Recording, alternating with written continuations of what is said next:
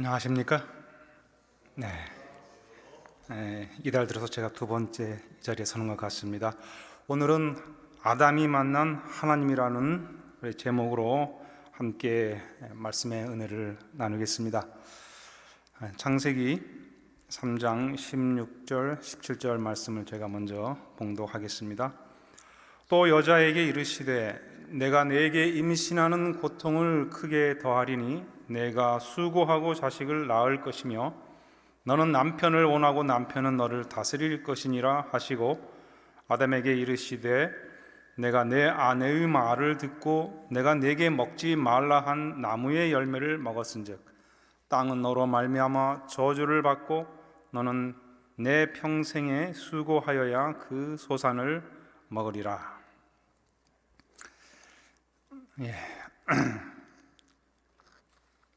우리가 아는 것처럼 우리 아담은 하나님을 직접 대면하여 대화하고 또 하나님과 함께 했던 유일한 사람이죠. 하와와 더불어서 오늘 이제 제가 제목을 아담이 만난 하나님, 좀 더 이렇게 바꾼다면 아담이 알고 있는 하나님, 이렇게 할 수도 있겠죠. 만났다고 하는 의미는 이제 알고 있다는 이제 의미라고 생각하는데, 그러면 아담이 하나님을 얼마나 잘 알았을까 하는 것이 제가 드리고 싶은 질문입니다. 여러분, 이 아담이 하나님을 우리보다 더 잘 알았을까요? 결론적으로 제가 말씀을 드리면 아담은 우리가 하나님을 아는 것보다 더 많이 알지 못했다는 것입니다. 너무 성급한 결론 같지만 오늘 나누는 말씀을 통해서 하나님은 아담을 비롯하여 모든 사람에게 당신을 알 수 있도록 많은 기회와 환경을 제공하시며 우리가 하나님을 만나고 아는 그것은 어떤 환경적인 요소에 달린 것이 아니라 우리가 그러한 어떤 하나님이 주시는 그런 계시에 얼마나 우리 마음이 열려 있느냐, 거기에 달려 있다는 것을 깨닫게 되기를 바랍니다. 창세기 1장에서 3장은 전체 성경의 서론이면서 그 이후에 나오는 모든 성경 기록의 출발점이죠. 그리고 그 모든 이야기의 기초가 됩니다. 만일에 창세기 1장부터 3장까지가 없다면 사실 성경의 나머지 부분은 방향을 잃어버리게 될 것입니다. 우리 기독교 밖에서는 그저 신화와 허구로 치부되는 이 이야기 가운데는 하나님에 관한 엄청난 지식이 함축되어 있다고 저는 믿습니다. 그래서 우리가 이렇게 쉽게 생각하고 지나치는 이 창세기 1장부터 3장을 사실 우리가 좀 더 깊이 묵상할 필요가 있다고 저는 생각합니다. 제가 앞으로 여러분과 이렇게 이 시간에 여기 설 때마다 사실은 창세기 1장부터 3장에 나와 있는 그런 이슈를 좀 더 이렇게 풀어드리는 그런 시간을 갖고자 합니다.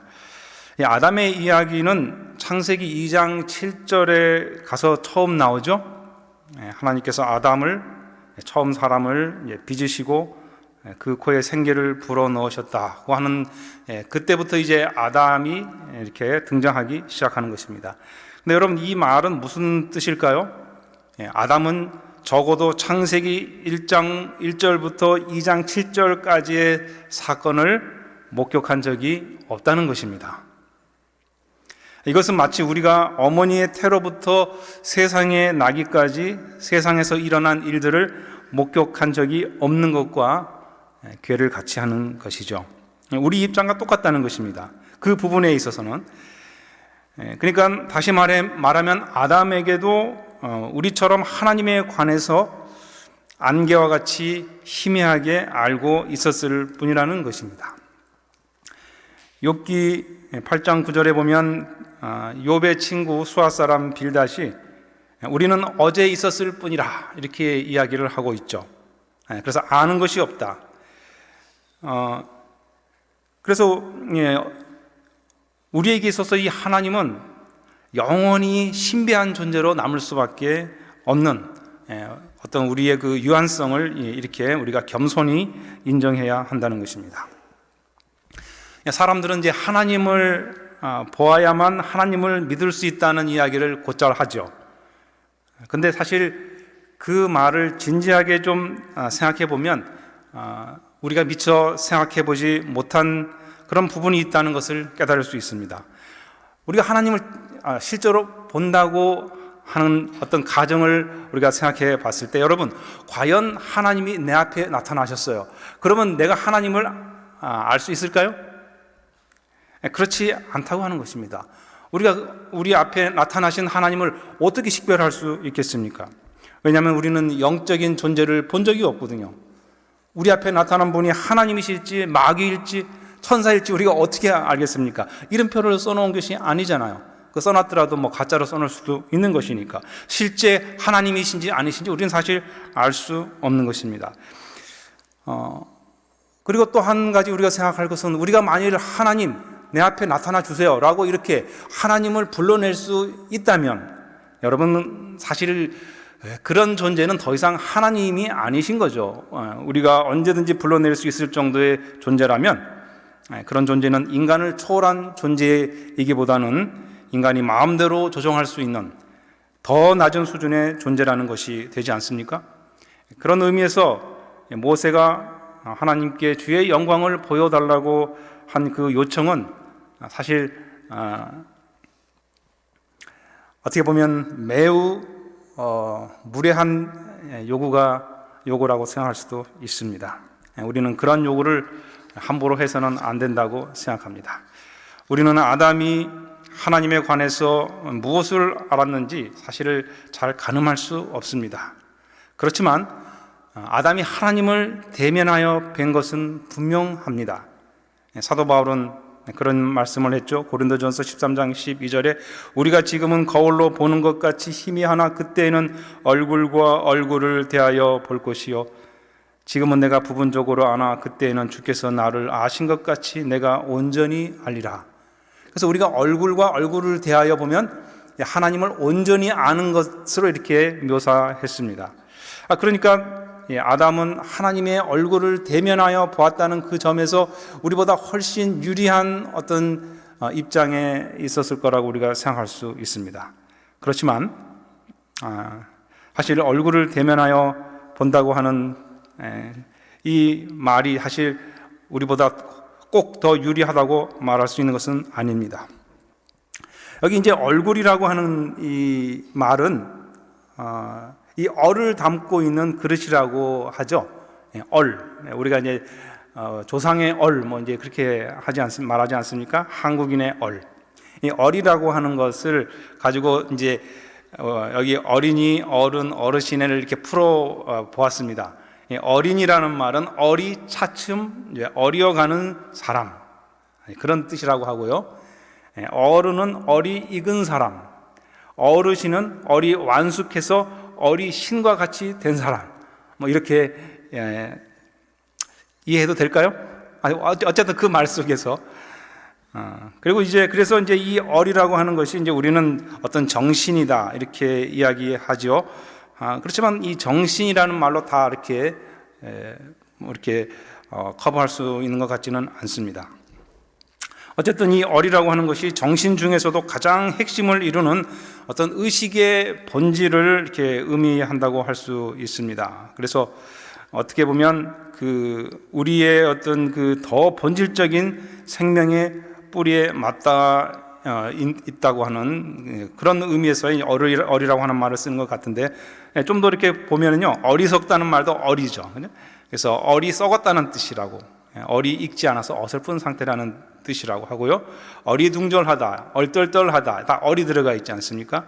그래서 어리 흔들려서 정신이 없는 상태, 어리바리하다, 정신이 산만해서 일을 제대로 처리하지 못하는 상태이고, 얼치기, 얼뜨기, 얼이 좀 나가서 부족한 상태, 얼큰하다, 이런 말. 또 얼싸 안는다는 말은 여러분 얼을 쌓아 안는 것이니까 몸뿐 아니라 마음까지 진심으로 감싸 안는다는 그런 의미라고 이렇게 생각해 볼 수 있겠습니다.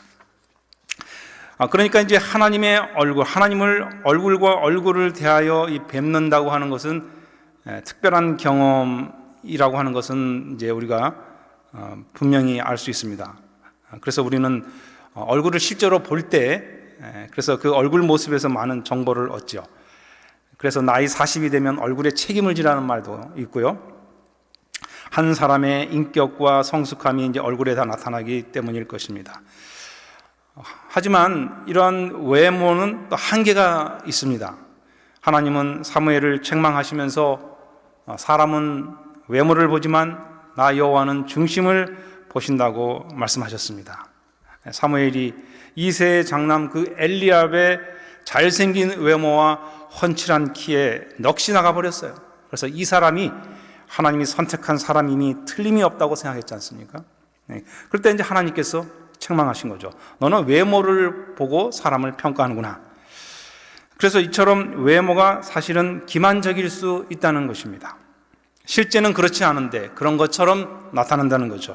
사탄도 광명의 천사, 즉 자신을 선한 존재로 꾸밀 수 있다고 말씀하고 있지 않습니까? 아담은 하나님을 대면하여 뵐 수 있었지만 결론적으로 말하면 하나님의 본질을 보지는 못했다는 것입니다. 하나님의 본질, 하나님의 중심을 보지 못했다는 것이죠.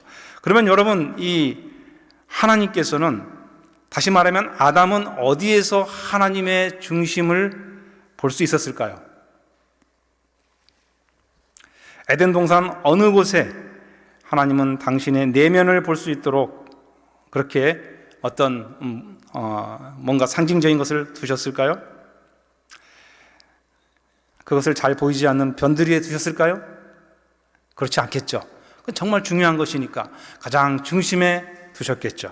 그래서 에덴 동산 한가운데 두셨습니다. 거기에는 생명나무가 있었고 선악을 알게 하는 나무가 있었습니다. 제가 이제 그 청년들하고도 이렇게 대화를 하면서 또 구도자들하고도 얘기를 하면서 에덴 동산 중앙에 두 나무가 있었는데 생명나무가 있고 선악을 아는 나무가 있었다고. 그런데 그 둘 중에 어느 나무가 더 중요한 나무냐고 제가 물었어요. 그럼 보통 어떤 나무라고 하냐면 생명나무가 더 중요하다고 얘기를 합니다. 그리고 가끔씩 선악과라고 이제 얘기하는 분이 있는데 그 이제 대답은 사실은 거기에 함정이 있을 거라고 생각해가지고 그냥 얘기한 거지 그 의미를 모르고 사실은 이제 그렇게 대답을 한 경우였습니다. 여러분, 어느 나무가 더 중요하죠? 생명나무가 더 중요한 게 아니라 선악을 알게 하는 나무가 훨씬 더 중요한 나무입니다. 사실은 생명나무는 없어도 되는 나무예요. 그렇지 않습니까? 사실 아담과 하와는 불사의 몸, 불멸의 몸으로 사실은 태어난 거예요. 이 옆에 있는 이 선악을 알게 하는 나무의 열매를 먹지만 않는다면 영원히 사는 거예요. 생명나무의 열매를 안 먹어도 영원히 사는데 그 생명나무가 왜 중요하겠습니까? 그것은 상징적으로 거기 두신 것이죠. 정말 중요한 것은 선악을 알게 하는 나무라고 하는 것이죠. 왜냐하면 이 선악을 알게 하는 나무는 하나님 자신의 어떤 상징이라고 할 수 있는 거죠. 하나님의 임재를 의미하는 것입니다. 내가 존재한다라고 하는 것을 아담과 하와에게 기억시켜 주기 위함이었다는 것입니다. 자, 그런데 이제 우리는 그 결과적으로 이 아담이 선악을 알게 하는 나무의 열매를 먹게 되죠. 그래서 생명나무로 가는 길이 차단되었습니다. 아담은 왜 그 금단의 열매를 먹게 되었을까요?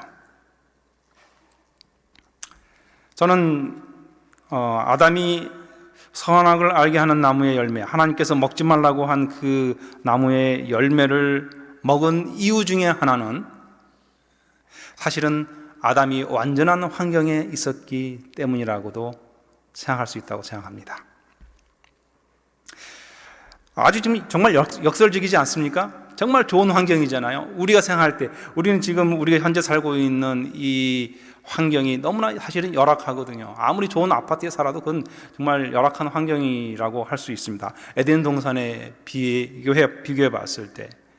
근데 정말 하나님을 가장 가까이에서 뵙고 대면하여 이야기를 나누기까지 했던 이 아담이 사실은 하나님을 잘 알지 못해서 그 선악을 알게 하는 나무 열매를 먹게 된 거예요.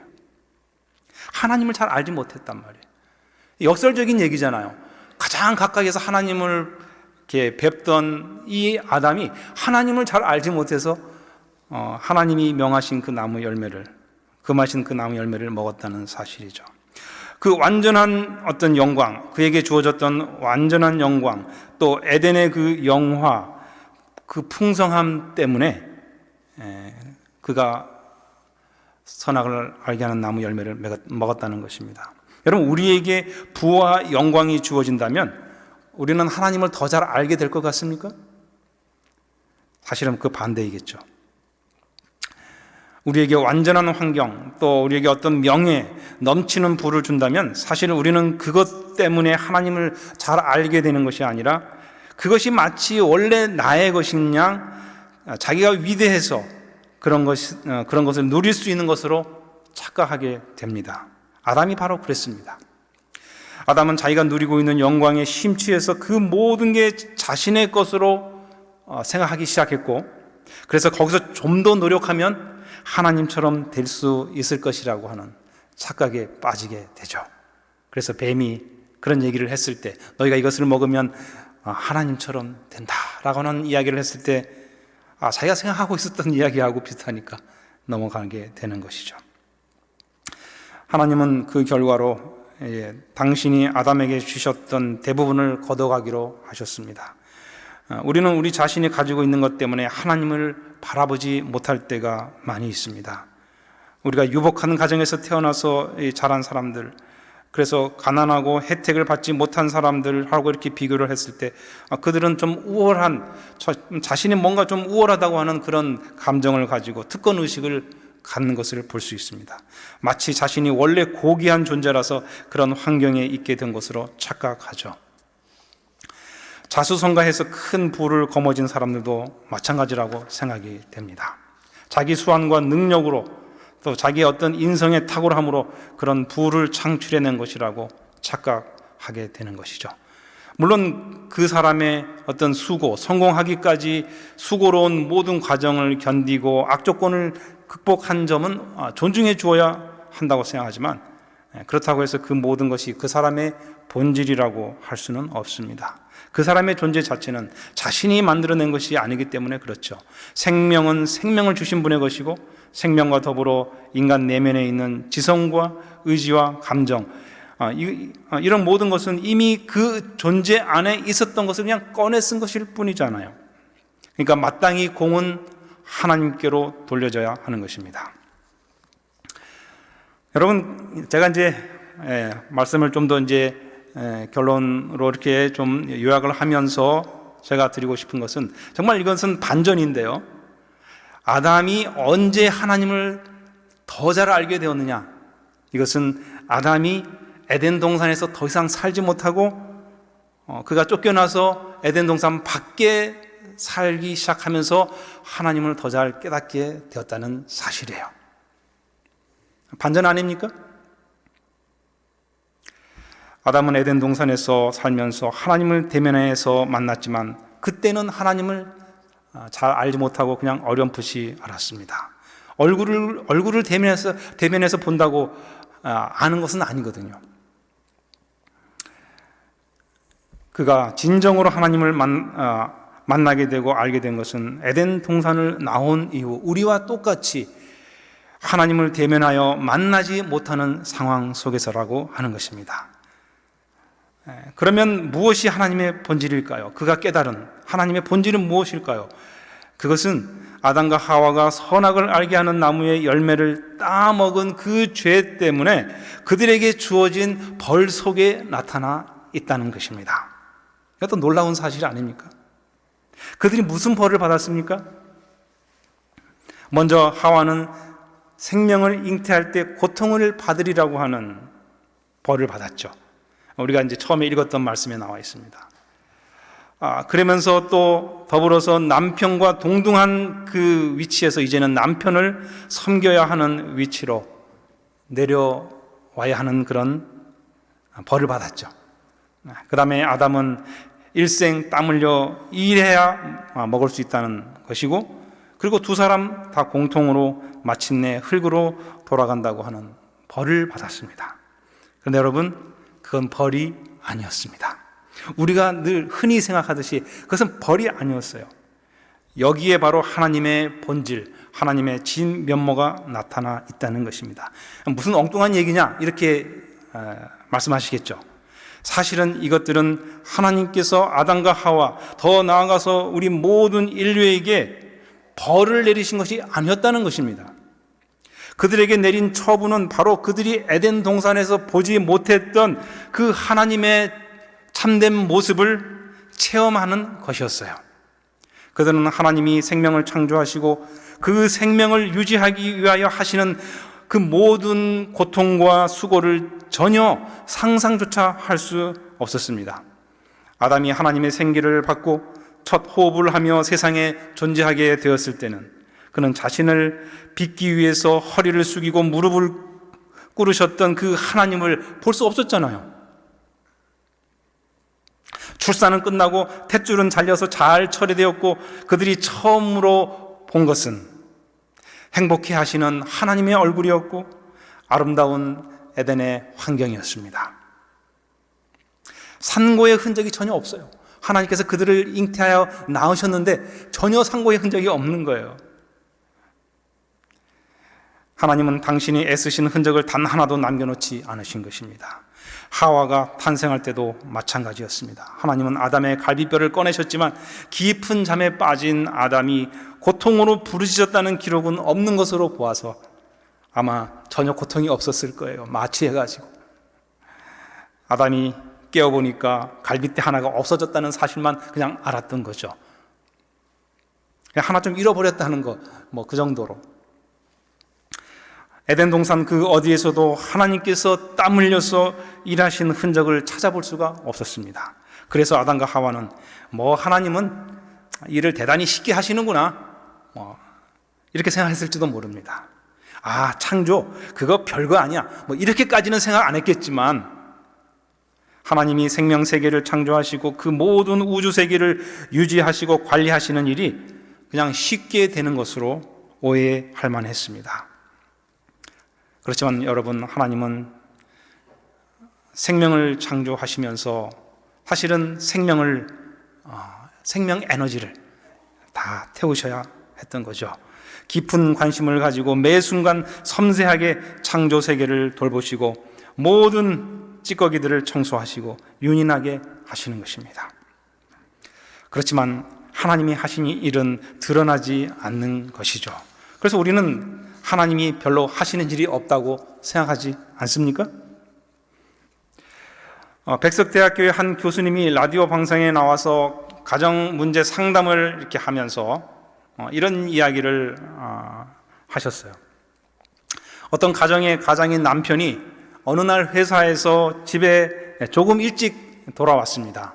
그러면서 아내에게 불쑥 내뱉는 말이 여보, 나 배고파. 빨리 밥 좀 차려줘. 그러자 아내가 하는 말이 조금 있으면 아들이 올 테니까 그때 같이 먹어요. 이렇게 대답을 했습니다. 그러자 남편이 아니 밥 차리는 일이 그리 대단하다고 그래. 차려주지. 그랬더니 아내가 뭐라고 얘기했겠습니까? 밥 차리는 일이 별거 아니면 그냥 직접 차려 드시구려. 이렇게 얘기를 했어요. 그런데 잠시 후에 아들이 학교에서 돌아왔습니다. 그러자 이제 아내가 그 아들을 아주 반갑게 맞이하면서 아이고 그냥 우리 아들 학교에서 공부하느라고 얼마나 힘들었어. 엄마가 맛있게 밥 차려줄 테니까 엄마랑 같이 밥 먹자. 근데 아들은 뭐라고 그래요? 아니 저 괜찮아요. 배 안 고파요. 그렇게 얘기했단 말이죠. 이 모습을 본 남편이 어이구 집안 참 잘 돌아간다. 가장은 힘들게 일하고 와도 밥도 안 차려주더니 아들은 괜찮다고 하는데도 밥을 차려주겠다니. 이 집안 꼴이 이제 잘 돌아간다고 이제 그렇게 이야기했습니다. 그러면서 이제 교수님이 이런 질문을 던졌어요. 남편과 아내 둘 중에 누가 잘못되느냐라는 질문을 했습니다. 여러분, 남편이 잘못했습니까? 아내가 잘못했습니까? 한번 손을 들어 보실까요? 남편이 잘못했다.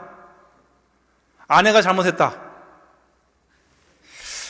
아무도 손을 아무 쪽에도 들지 않으시는 분은 무엇입니까? 틀려도 괜찮아요. 뭐라 합니까? 정답은 남편이 잘못했답니다. 왜 남편이 잘못을 했느냐? 남편이 무엇을 잘못을 했느냐?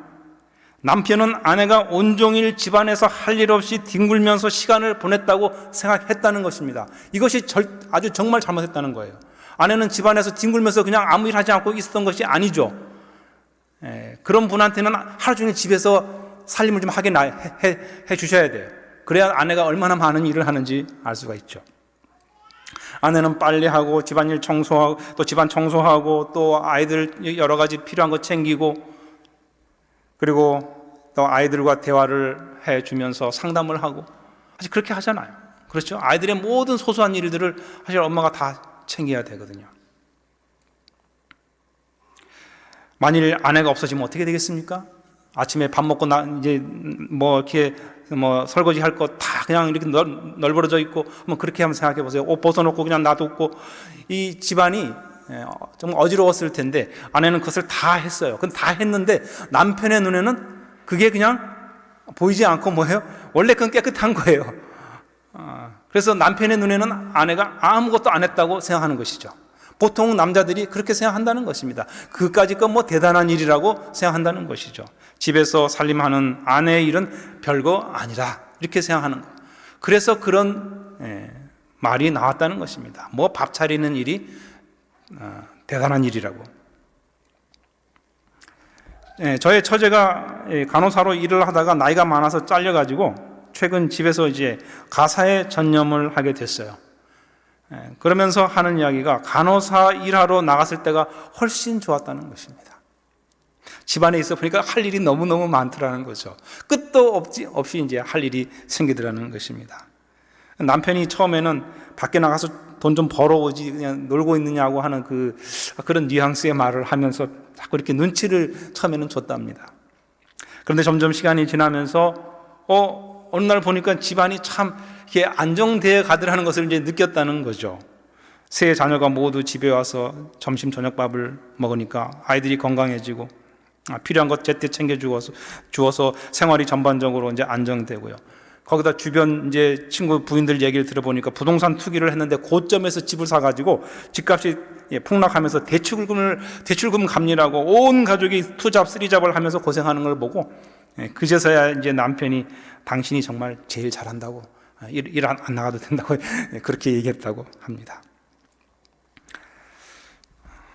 여러분, 하나님은 아담과 하와를 에덴 동산 입구까지 따라와서 배웅하시면서 그들에게 무슨 이야기를 하셨을까요?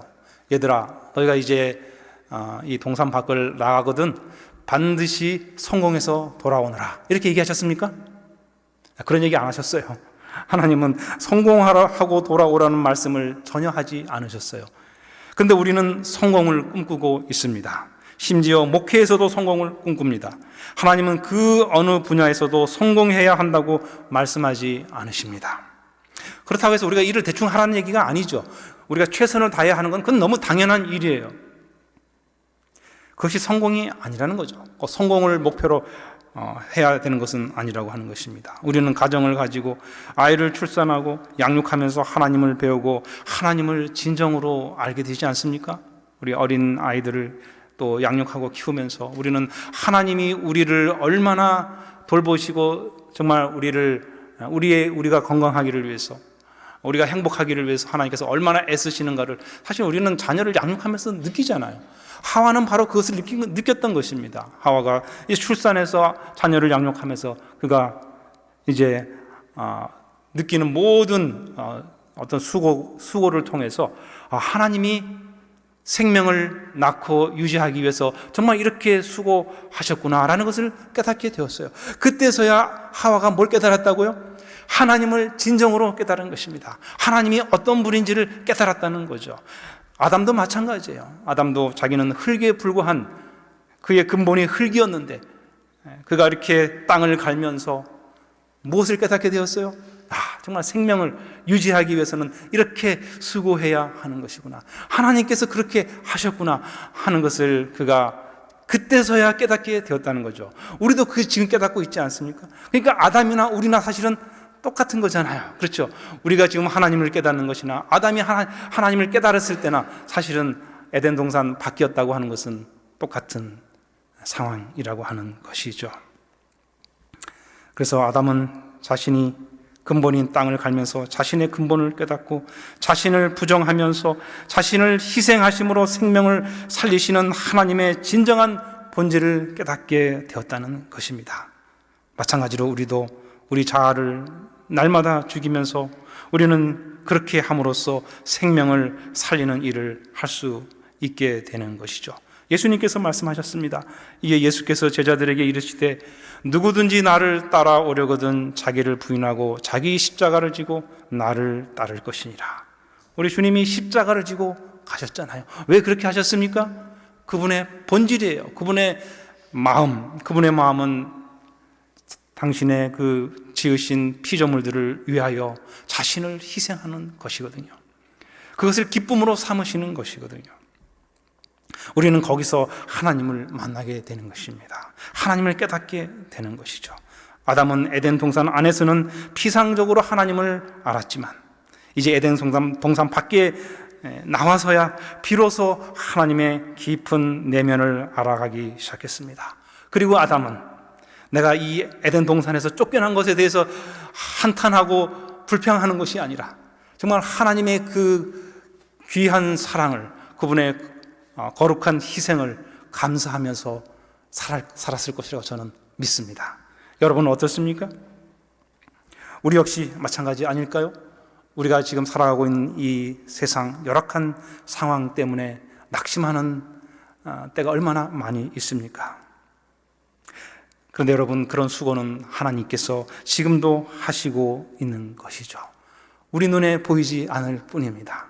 우리가 그런 어떤 고통과 수고를 할 때 우리는 바로 그 하나님, 우리가 믿는 그 하나님께서 그렇게 하셨음을 생각할 때 우리는 오히려 감사하고 또 우리 마음속에 하나님을 알게 되는 기쁨으로 충만하게 될 것입니다. 아담이 만난 하나님, 저와 여러분이 만날 수 있습니다. 하나님을 만나고 또 그래서 하나님 안에서 행복한 우리 모든 성도들이 되시기를 바라면서 말씀을 마치겠습니다. 기도하겠습니다. 사랑이 많으신 저희들의 아버지 하나님, 저희들이 이 어렵고 역경과 고통이 많은 세상에 살고 있지만 그러나 이 모든 것이 우리에게 벌로 내리신 것이 아님을 깨닫게 해주셔서 감사합니다. 저희에게 주어진 이 환경 속에서 하나님을 배우게 하여 주시고 하나님의 마음을 느끼게 하여 주시고 하나님의 정신을 우리 마음속에 새기게 하셔서 저희들 또한 저희의 삶을 통해서 다른 사람들에게 하나님의 영광을 보여줄 수 있는 주의 백성으로 살게 하여 주옵소서. 예수님의 이름으로 기도드립니다. 아멘.